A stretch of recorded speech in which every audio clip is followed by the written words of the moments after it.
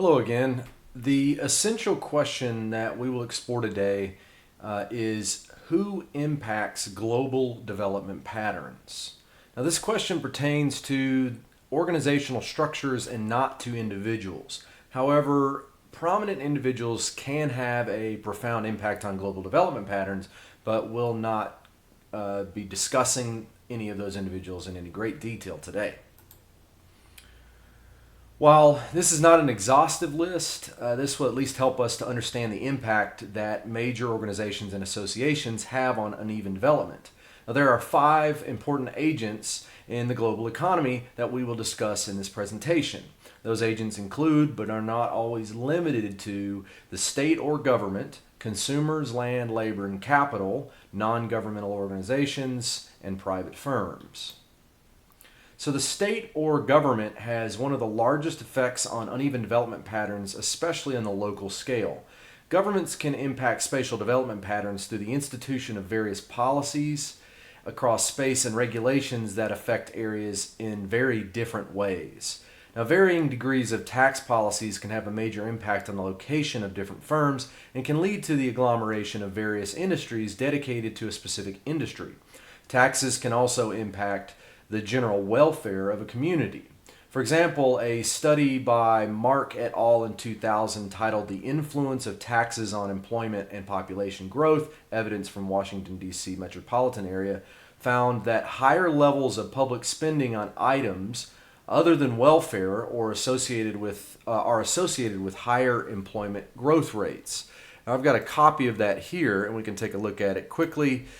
If you look here at the abstract, it kind of gives you an idea of what the study does. We examine whether personal and business taxes are an important determinant of economic development in a metropolitan area. We estimate determinants of the location of private employment and population across the D.C. metropolitan area over the period of 1969 and 1994. After controlling for jurisdiction and time effects, we find that higher rates of two business taxes, i.e. sales and personal property, reduce annual employment growth by a significant amount. Higher levels of non-welfare public service expenditures are estimated to increase employment growth. We do not find local property taxes to be a significant factor. So in other words, they find, again here, that after controlling for jurisdictions, we find that higher rates of taxes, both in sales tax and personal property tax, reduce annual employment growth significantly. So it can have a profound impact on both employment and overall median household income as well. Now, another example of tax policies that have an impact on development patterns is trade policy. Trade policy is often divided into 2 opposing camps: free trade and protectionism. Both types of trade policy are associated with duties and tariffs. Now, duties are taxes that government imposes on goods imported from another country, and duties are taxes imposed on the consumer directly for imported goods, local goods, and also for intrastate transactions. So duties are paid directly by the consumer, and tariffs are paid by companies importing the goods or the raw materials.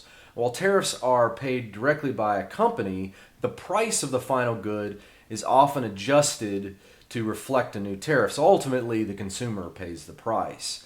Now, free traders support no tariffs or duties in order to provide the cheapest products to the consumer, and protectionists support tariffs on goods that can affect domestic production, such as tariffs on cars produced in Japan. Protectionism was the predominant philosophy in the U.S. around the turn of the 20th century, but by the end of World War II, free traders began publicizing free trade as a way to promote global cooperation and peace. The General Agreements on Tariffs and Trade, GATT, was signed by several Western countries in 1947 after the war was over. Now, GATT was created to open trade between former Allied and Axis powers in an attempt for peace, and supporters argued that it would forestall totalitarianism. In reality, major corporations and wealthy industrialists had been pushing the idea since the 1890s. World War II gave them the excuse they needed to reframe the argument from an economic to a political reason. Now, we can look at an article published in the Sunday Star in 1947 for some context. take a look at this through Chronicling America, which is based out of the Library of Congress. You can get an idea of this.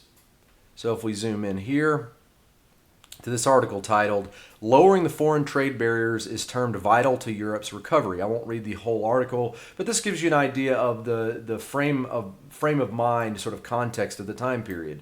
So it says here, it is significant that at this very moment, while the Congress of the United States is in special session providing an economic blood transfusion for France, Italy, and Austria, and readying itself to consider longer range plans for the economic reconstruction of Europe, a trade conference of the United Nations is in session in Havana, hammering out a charter or book of rules for world trade. This would eventually become known as the General Agreements on Tariffs and Trade, or GATT. That the forging of a trade charter sounds academic and idealistic in comparison with the grim reality of providing billions of dollars worth of food and other goods to forestall the spread of totalitarianism in Western Europe should not deter us from recognizing the intimate connection between these two phases of the United States economic foreign policy. The two are aimed at the same target, which is not only the creation but also the maintenance of an economic environment in which political freedom can endure. So no longer was the argument based around promoting economic development or expanding trade relations, boosting the U.S. domestic economy.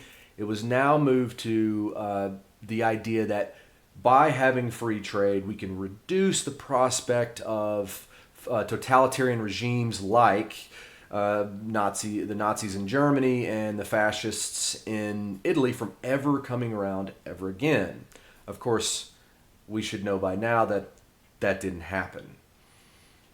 So after GATT was signed by several European countries, a major publicity campaign began for the creation of free trade agreements between wealthy countries and periphery countries, much in the same way as GATT. Currently, the United States has 14 trade agreements, each of which set stipulations on exports and imports. Many of these agreements are massive legal agreements written by the very corporations they benefit. NAFTA, the North American Free Trade Agreement, is one of the more notorious free trade agreements that gave transnational corporations the ability to move domestic production to Mexico for cheap labor and reduced regulations. It was signed into law by Bill Clinton in 1993. The result: hundreds of thousands of jobs left the U.S. for factories in maquiladoras on Mexico's northern border. Now, labor rights are almost non-existent and wages are notoriously low in those factories. Also, corporations can reduce their costs. The result: profit margins increased, but prices did not decline as promised. Supporters of the deal argue that reduced costs would result in lower prices for the consumer. Of course, it didn't happen. NAFTA also created a long list of requirements for Canada and the U.S. and Mexico. Now, two important changes were the institution of quotas for certain industries, such as textiles, and the creation of an international intellectual property right laws between the three countries. NAFTA was eventually replaced in 2018 by USMCA, or the United States, Mexico, and Canada Agreement. Now, this agreement went further than any other trade deal in establishing corporate control over trade policy. It's important to note that none of these deals are actually free trade agreements. When you require quotas and institute regulations between countries, you're not implementing free trade. It's actually a type of international governance structure to manage trade.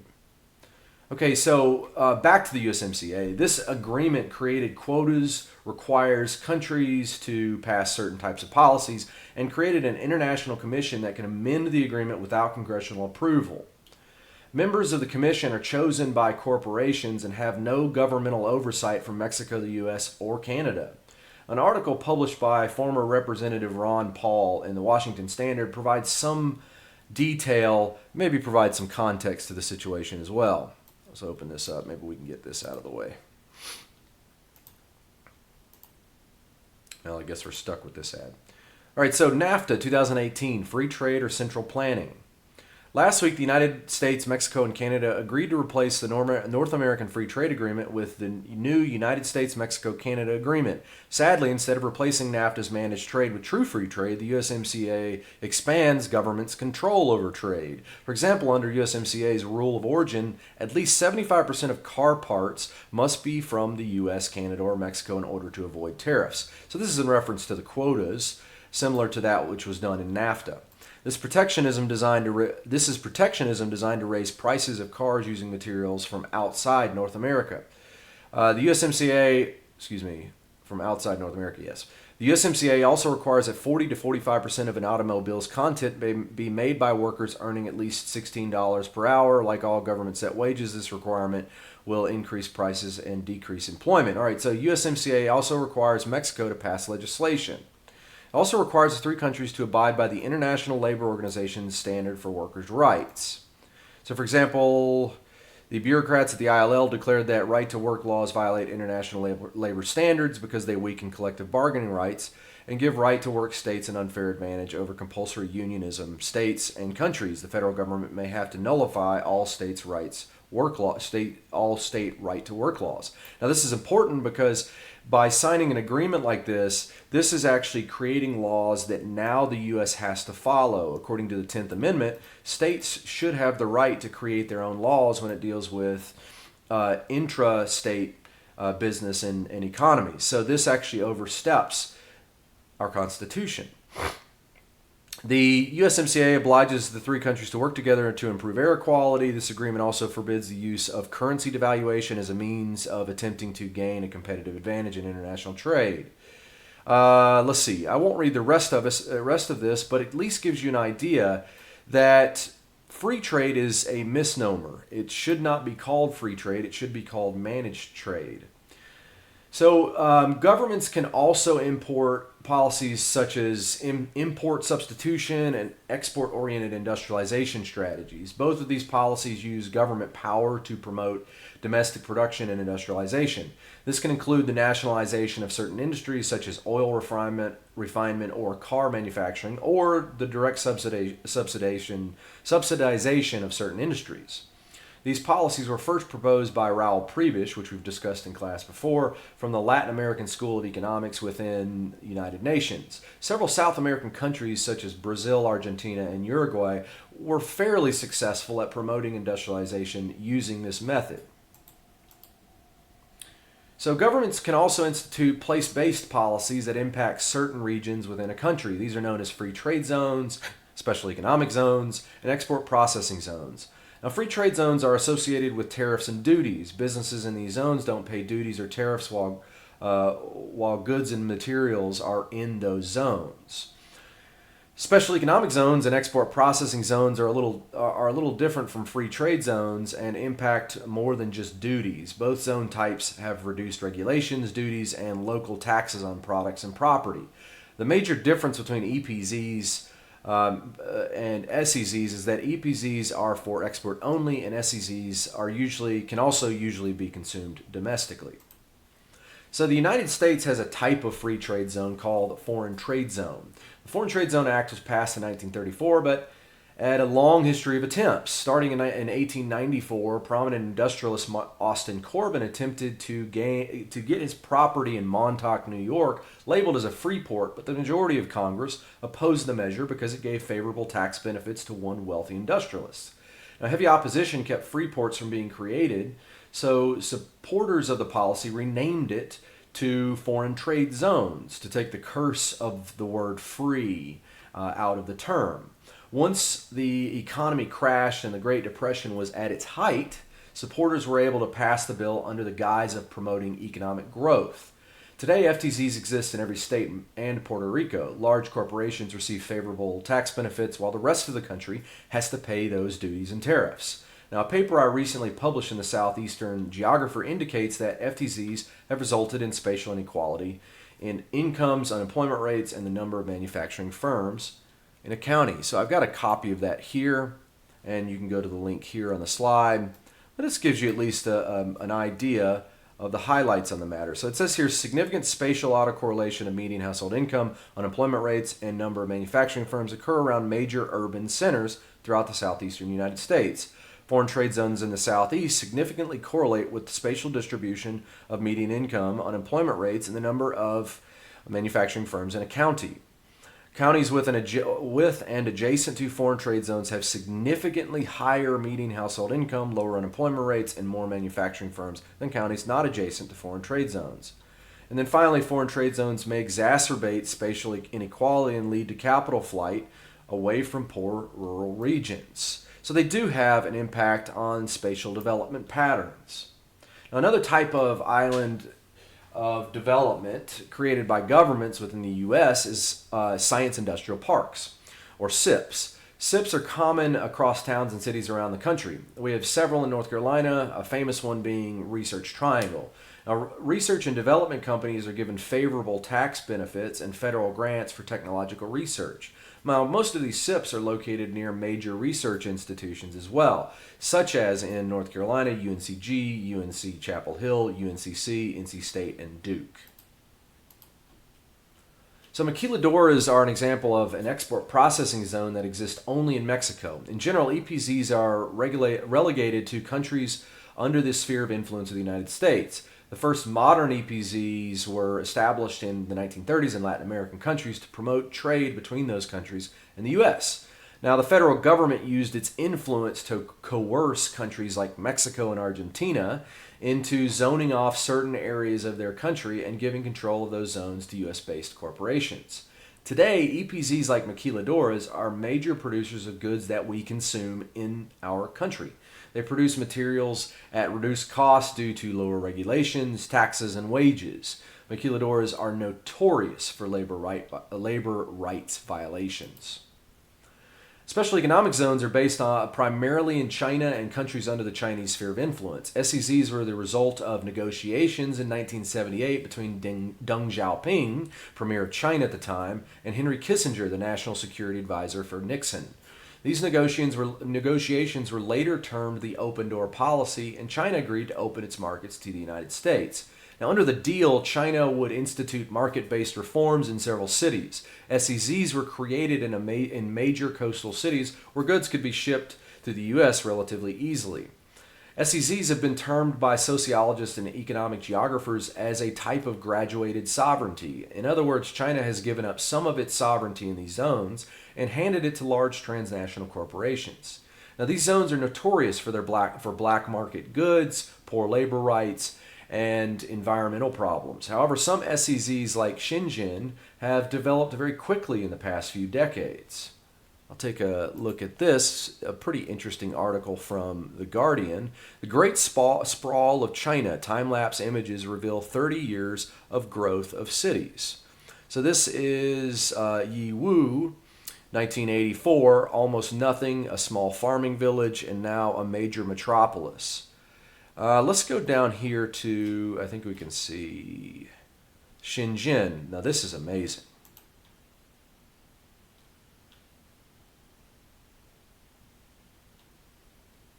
Now you can see here we start the video in I believe this is 1985. So it starts the video in 1985.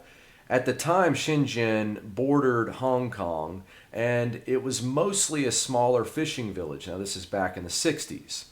Very few people lived in Shenzhen, and since 1985, Shenzhen has become one of the largest cities in China, and you can get an idea of how modern it is, if I can spell that right, by looking at the skyline.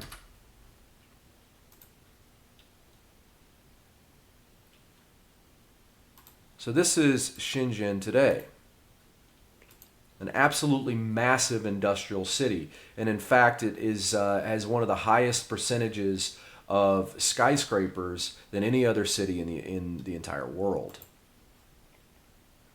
So the general effect or general impact of the special economic zones has been good on the population overall, it has created the largest middle class of any other country in the world. In fact, the middle class of China is larger than the entire population of the United States. So it has had some positive impact, but it's also had some very negative impact. So one of the biggest news items to come out of China about these SEZs in recent years is a problem that occurred in the Foxconn factory in Longwo, which is near Shenzhen. I'll take a look at this article from the Guardian. So Foxconn produces iPhones for Apple, and it has had several labor problems over the years. Corporations like this have total control over the lives of its workers and often own the apartments that those workers live in. Now, this has led to a growth in suicide attempts in one of those factories. So let's take a look at this article real quick. Life and Death in Apple's Forbidden City. In an extract from his new book, Brian Merchant reveals how he gained access to Longhua, the vast complex where iPhones are made and where in 2010 unhappy workers started killing themselves. It says here, the sprawling factory compound, all gray dormitories and weather-beaten warehouses blend seamlessly into the outskirts of the Shenzhen megalopolis.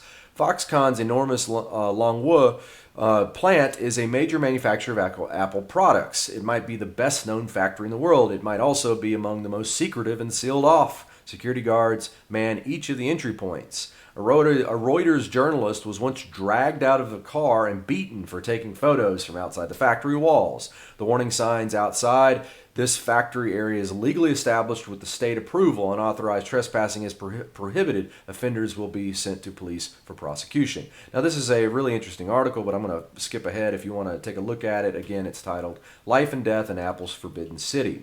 It says here, if you know of Foxconn, there's a good chance it's because you've heard of the suicides. In 2010, Longhua assembly line workers began killing themselves after worker after worker threw themselves off the towering dorm buildings, sometimes in broad daylight, tragic display of desperation, and in protest at the working conditions inside. There were 18 reported suicide attempts that year alone and 14 confirmed deaths. 20 more workers were talked down by Foxconn officials. It says here, suicide notes and survivors told of immense stress, long work days, and harsh managers who were prone to humiliating workers for mistakes, of unfair fines and unkept promises of benefits. The corporate response spurred further unease. Foxconn CEO Terry Gao had large nets installed outside of many of the buildings to catch falling bodies. The company hired counselors, and workers were made to sign pledges stating they would not attempt to kill themselves. So instead of fixing the problems, they attempted to stop the suicide so they could slow the news. In fact, Steve Jobs, who's hailed by hero by many, had an interesting reply. Steve Jobs, for his part, declared, "We are all over that," when asked about the spate of deaths, and he pointed out that the rate of suicides at Foxconn was within the national average. So it wasn't a concern to him about the suicides and about the problems associated with it. It was more about making sure that people understood it's not as bad as it seems. All right, similar to SEZs, export processing zones are zones with reduced regulations and taxes. But goods produced in EPZs are for export only and often created by countries as a result of trade demands from the United States or other Western countries. Now, several African countries have EPZs designed to export cheap agricultural products to the U.S. Now, as the slide says, export processing zones were first introduced to Africa by Europe and the U.S. To reduce government regulations and tariffs on natural resources. EPZs are place-based neoliberal policies designed to benefit large corporations and Western producers. Now, China has recently entered the game and built several SEZs across the continent. Many countries find China's terms more favorable because they don't require countries to make any drastic changes in government policy. Now, Tanzania is a great example of a country that has experienced both SEZs and EPZs. 2 EPZs are located in Dar es Salaam and one in Arusha, and there's an SEZ in Bagamoyo, which is near Dar es Salaam along the coast. Factories and packing plants located in these zones are often owned by transnational corporations or companies based in China. While they provide low-skilled jobs for local residents, the largest percentage of capital flows back to developed countries. That's a sad twist of fate when a special economic zone is placed in Bagamoyo, which was a former slave trading village on the coast of Tanzania. Low-wage workers are often stuck in these jobs for life, paid very little, have few labor rights, and have little hope of leaving these jobs. The second major agent in the global economy is the consumer. The supply of consumers in a given location has a major impact on the level of development in that region. As mentioned before, the bid-rent theory attempts to explain the impact of consumer demand on the price of rent or land value. And this is a copy of the bid-rent theory diagram that we looked at before in class. As more people cluster together in this CBD, the large supply of bidders results in this theory of higher rents. As rents increase, so do the price of goods and services, and in general, wages increase. In other words, as population density increases, so do incomes, land value, and the price of goods and services, as shown in this diagram. So the growth of mass consumption has also resulted in major inequalities across space. In countries where consumerism has replaced traditional way of life and has become a religion in and of itself, incomes are significantly higher. However, high incomes do not equal higher quality of life. According to Benjamin Barber's book titled Consumed: How Markets Corrupt Children, Infantilize Adults, and Swallow Citizens Whole, he says mass marketing campaigns have transformed the way that we think about buying products. It's no longer important to buy things that we need, but instead we should buy things we want in order to satisfy some abstract need. So what you want becomes what you need. Barber argued that this has resulted in the infantilizing of adults and the corrupting of children. Children are programmed to act like adults through their purchasing, and adults are taught to act like children through the products they buy. Now, this has resulted in the consumption of goods as a sign of social status, known as conspicuous consumption. People purposely show off expensive items so that to others so that they will be viewed as wealthy or important. Access to credit has only exacerbated problems associated with mass consumption. People live outside of their means, buying things that they could never afford on their own wages. Because stores are attracted to consumers, retail establishments cluster near population centers. This is related to this bid-rent theory and cumulative causation. Rural areas are being left behind as a growing spatial divide between rural and urban centers has led to increasing poverty rates in rural communities. And then finally, the reliance on consumption as a means to fulfill some internal need. Goods are being produced by fewer companies, and retailers dominate the landscape. Now, this is happening in every country across the globe, even developing countries in the global south. This has resulted in the reduction of cottage industries and small business, while fewer and fewer corporations are controlling major industries.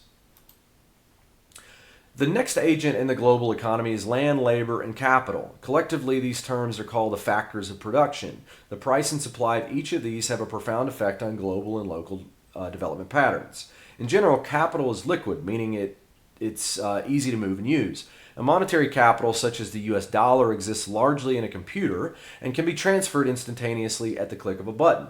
Labor is not immobile, but is difficult to move on a large scale, and land is static and scarce. Once we run out, we run out. For these reasons, technology such as the internet has resulted in the weakening of labor. Transportation technology has also weakened the power of labor, and the rise of global supply chains has resulted in the outsourcing of jobs to places where labor is cheaper. New technologies in manufacturing has resulted in the obsolescence of skilled labor in several industries. Jobs that required a skilled workforce before can now be done by machines. So this graph gives you an idea of recent trends in manufacturing. Beginning in the 1980s, new technologies were introduced in the manufacturing industry. By 1993, NAFTA was introduced and thousands of manufacturing jobs were sent to Mexico. Factories that stayed in the U.S. had to compete, so they replaced several of their employees with technology.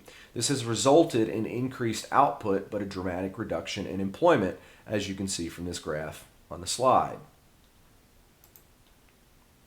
So the next agent in the global economy are non-governmental organizations. NGOs are entities that operate independent of state and local governments. Typically, NGOs are nonprofit organizations. Each NGO has its own focus or set of goals. NGOs are often nonprofit organizations that work on an international scale as opposed to individual scale. Now, these organizations are designed to help LDCs to institute new programs that help bring people out of poverty. While these programs may have good intentions, they are often extremely inefficient. One example is Heifer International. This organization donates cattle to poor people in developing countries and trains them how to take care of the cattle. Now, much of the money donated to Heifer International is used in operating expenses, and the program has a dismal success rate. Some opponents have argued that this program assumes that poor people in developing countries can't be trusted with cash grants because they would squander the money on drugs or alcohol. But studies have found that this is just not true. Now, this article here from Foreign Affairs magazine provides some detail on direct cash transfers and their success around the world.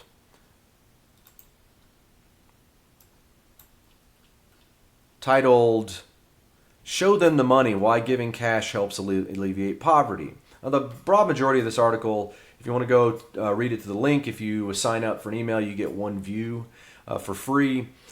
It's an interesting article and provides some profound insight. I can't go into it because it's a super long article, but I just want to provide some context.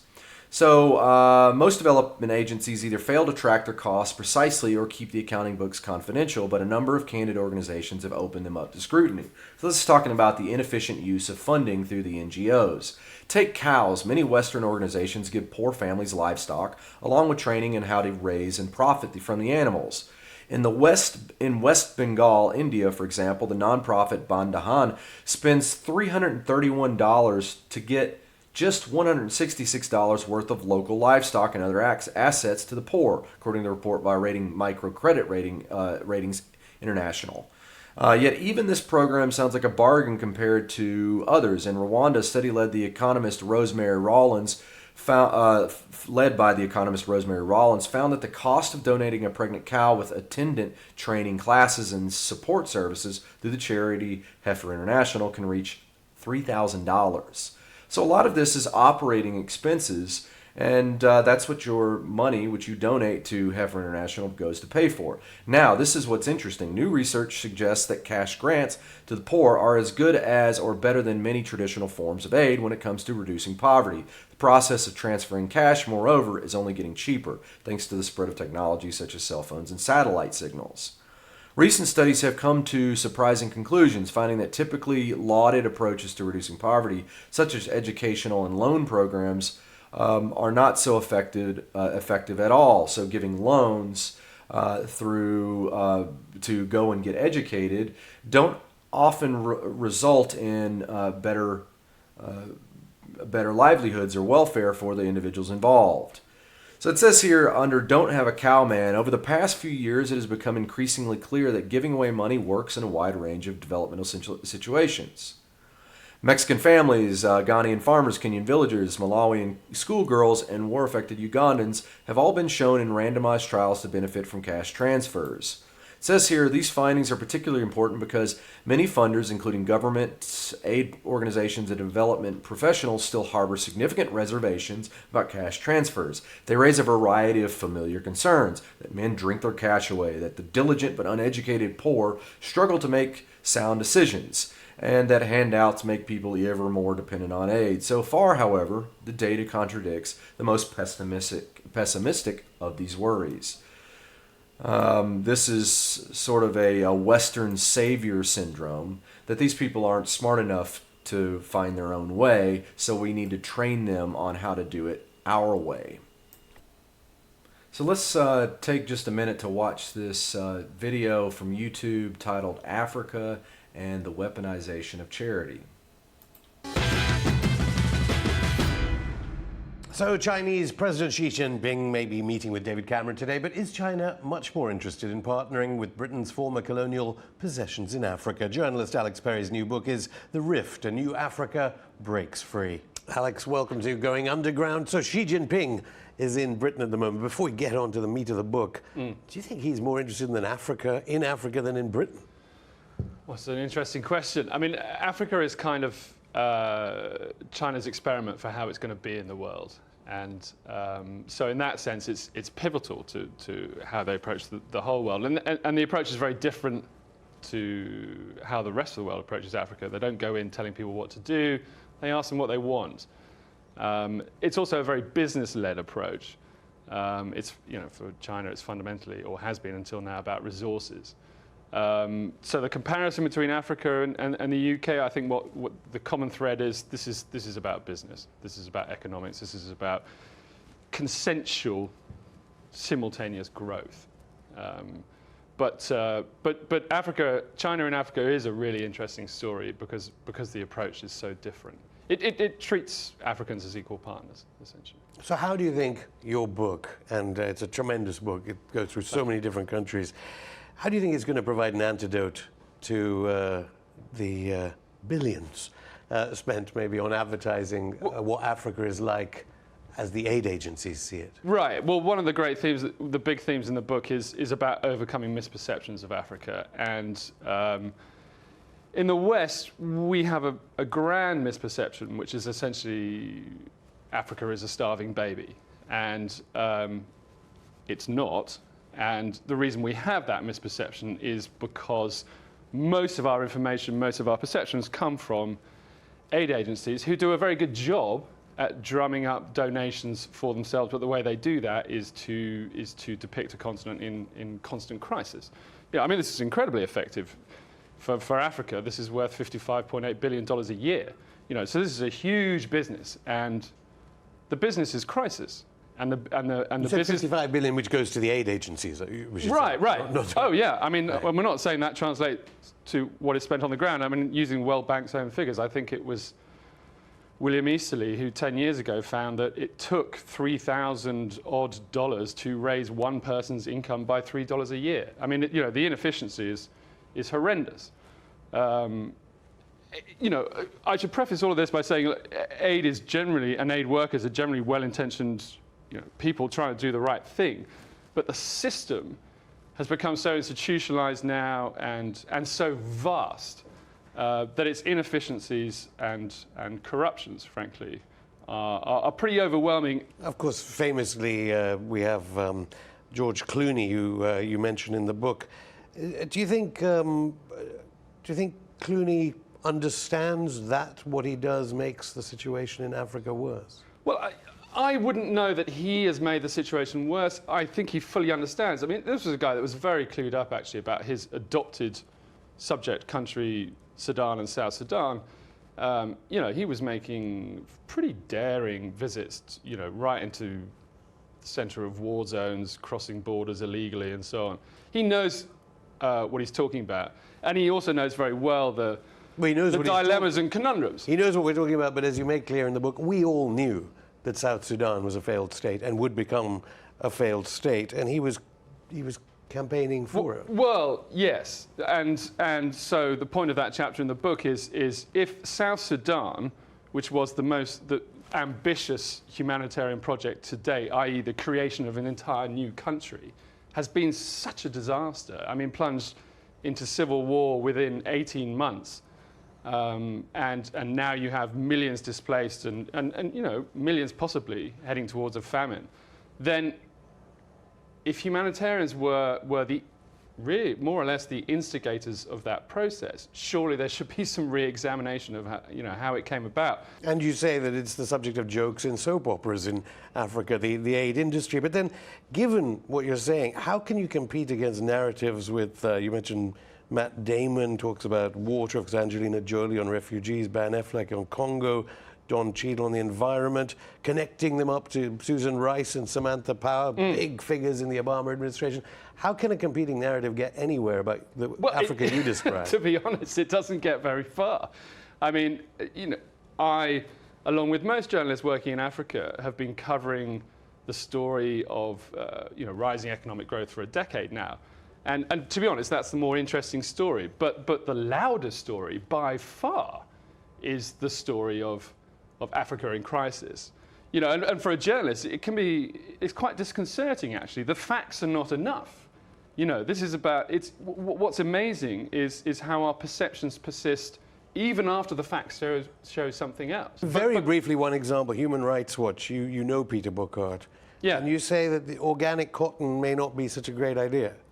Yeah, Since we're all wearing cotton, I had to take one example.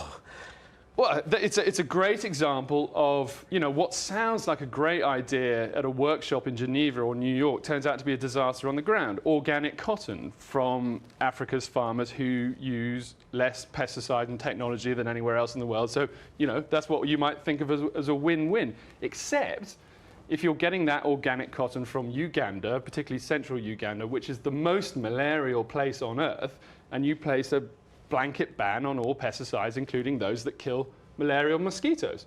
What happens? People produce great cotton, but they die in their thousands from malaria. That's definitely a win-lose. So when David Cameron continually says aid, Britain is one of the biggest donors of aid, that shouldn't be taken at face value. And also, I should add that this book is hopeful.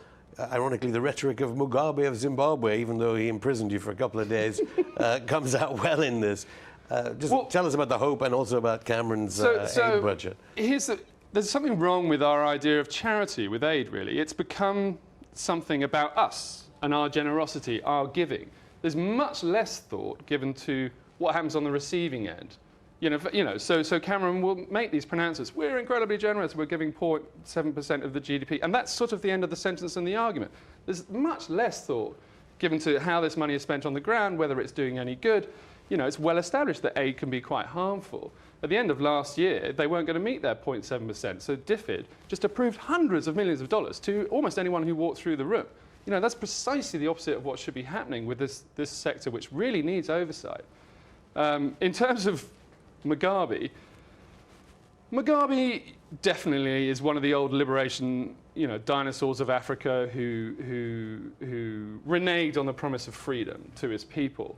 But the impression given that he's a mad baby-eating dictator is sort of facile and wrong. The reason why Zimbabwe hasn't got rid of Mugabe is that a lot of what he says resonates, and particularly what he says about foreign domination, foreign interference, foreigners bossing Africans around.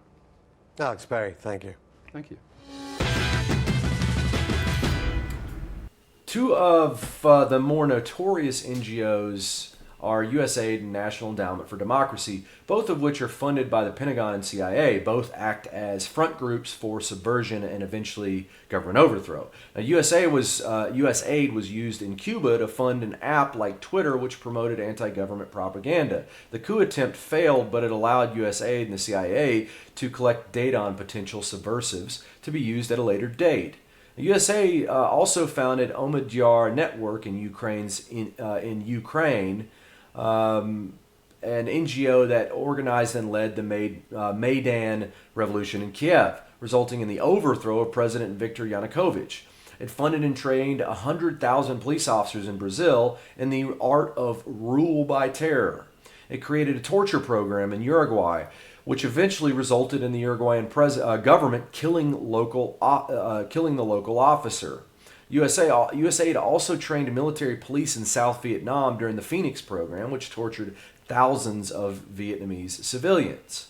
NED is another organization that claims it's designated to promote democracy in authoritarian countries, but it has been essential in the program to undermine governments throughout Latin America. Now, NED has funded dissident groups in Venezuela and still trains local militias today.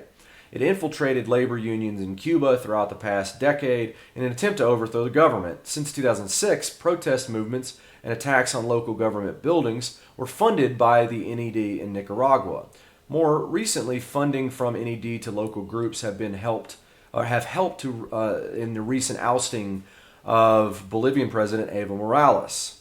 In fact, he warned about the operations funded by USAID and NED back in 2013 when he expelled USAID from Bolivia. So let's take a look at this op-ed article from Lee Camp that I've got down here. Now keep in mind, it's an editorial from a comedian, so it has some dark humor. How to create a U.S.-backed government coup for nonprofit. Nicaragua just defeated a U.S.-backed violent coup attempt and no one cares. Well, let me revise that. Very few care. English teachers may care because they may find it fascinating. The phrase violent coup is one of the only English phrases often introduced with the prefix U.S.-backed. But I can tell you for certain the mainstream media don't want you to care. They don't even want you to know it happened, and they certainly don't want you to know that it followed a simple formula for U.S.-backed coup and leftist and anti-imperialist nations throughout Latin America. On the corporate airwaves, you won't hear about U.S.-backed anything, and the U.S. military backed up. If the U.S. military backed up a truck, CNN wouldn't mention it. NPR would tell you the truck was dealing with an organic internal protest movement, and Fox News would blame it on a black person. So it says down here, you can play along, especially if your home is in Nicaragua or Venezuela. Step one, create a strong U.S.-backed fifth column. Don't tell me you don't know what a fifth column is. How could you be so naive? This is the part where I mock you for lacking knowledge that I myself learned only last week. As a smart person, Peter Koenig explains, a fifth column is a group of people who undermine the government of a country in support of the enemy. They can be both covert and open. There are various ways to create a fifth column. We here in the U.S. like to create ours with a good, wholesome front. Nonprofit organizations, our two favorite, are USAID and the National Endowment for Democracy. What is the NED? Well, as editor of Consortium News, Robert Perry puts it, in 1983, the NED essentially took over the CIA's role of influencing electoral outcomes and destabilizing the government. That got in the way of U.S. interests, except that NED carried out those functions in a quasi-overt fashion with the CIA, while the CIA did them covertly. NED also serves as a sort of slush fund for neocons. It says here, so we use NED and USAID to destabilize countries. Keep in mind, though it may not sound like much, there are consequences to destabilizing countries. By doing it, we indirectly kill a lot of people, or at least ruin their lives, leaving them poor or destitute. But to create a successful coup, it's important you don't care about any of that stuff. Leave that for the nerds and their pencils and their statistics, etc. Undermining the country's economy. So this goes on to talk about some of the other ways that we do this. It says here, so simultaneously use the fifth column and the obedient American media hacks to convince the people of said country that their economy troubles fault of their own president. It's the Venezuelan president's fault you don't have toilet paper. He's hoarding all the toilet paper, etc. So it's an interesting article, but he does provide, and it's, again, some dark humor, but he does provide a quote from Robert Perry, which founded Consortium News and recently died shortly after the publication of this article in 2018.